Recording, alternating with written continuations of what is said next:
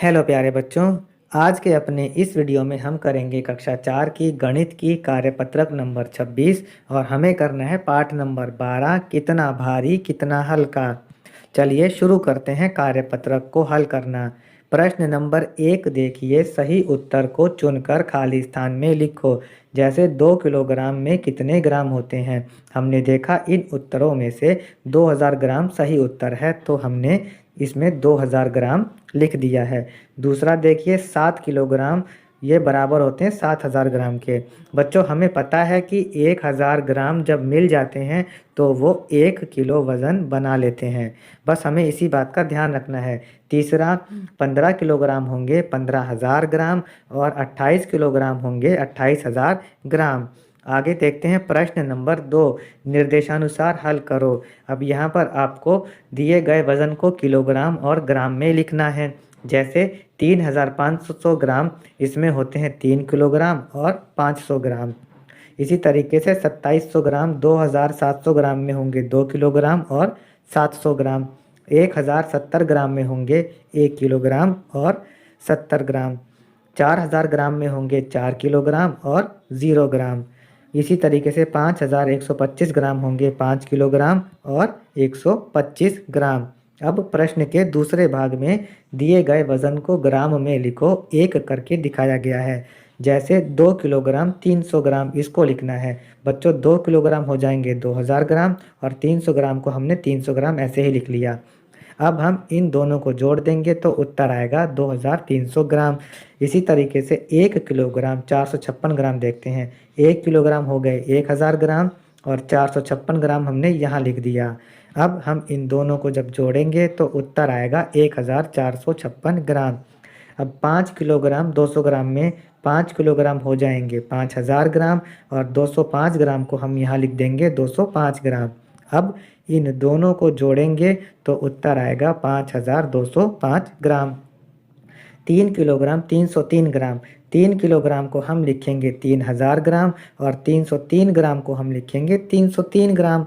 अब इन दोनों को जोड़ लेंगे तो उत्तर आएगा 3303 ग्राम। 11 किलोग्राम 10 ग्राम, 11 किलोग्राम को हम लिखेंगे 11000 ग्राम और 10 ग्राम को लिखेंगे हम 10 ग्राम। अब इन दोनों को जोड़ेंगे तो उत्तर आएगा 11010 ग्राम।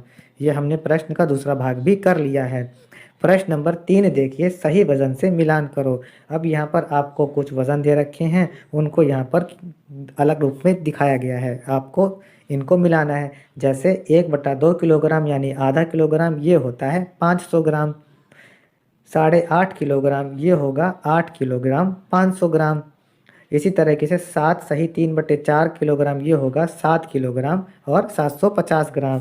इसी तरीके से 5 सही 1/4 किलोग्राम ये होगा 5 किलोग्राम 250 ग्राम। बच्चों इसको करने का एक तरीका ऐसा भी है, आप ये देख सकते हैं आधा किलोग्राम तो हमें पता है 500 ग्राम ही होता है। अब इसको निकालने के लिए हम लिख सकते हैं 8 किलो प्लस आधा किलो, तो ये 1/2 किलो जो होगा ये निकलेगा 500 ग्राम। तो हमारा उत्तर आ जाएगा 8 किलोग्राम और 500 ग्राम। इसी तरीके से इसको देखिए 7 किलो जमा 3/4 किलो और 3/4 किलो को हम निकालेंगे अगर 1000 ग्राम से तो ये निकलेगा 750 ग्राम। हमारा उत्तर आ गया। इसी तरीके से इसको भी निकालेंगे हम 5 किलोग्राम 250 ग्राम।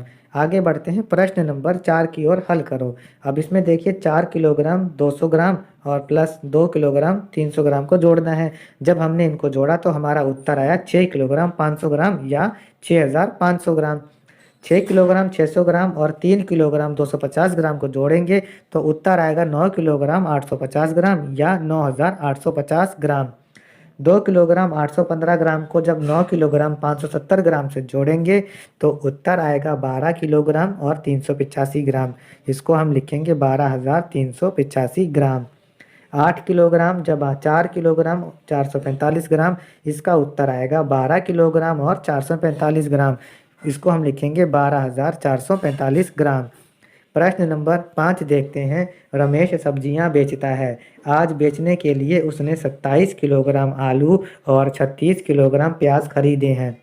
अब उसकी रेहड़ी पर कुल कितना वज़न है? तो 27 और 36 को हम जोड़ देंगे। जब हम इनको जोड़ेंगे तो हमारा उत्तर आएगा 63 किलोग्राम। तो उसकी रेडी पर आज कुल वज़न 63 किलोग्राम है।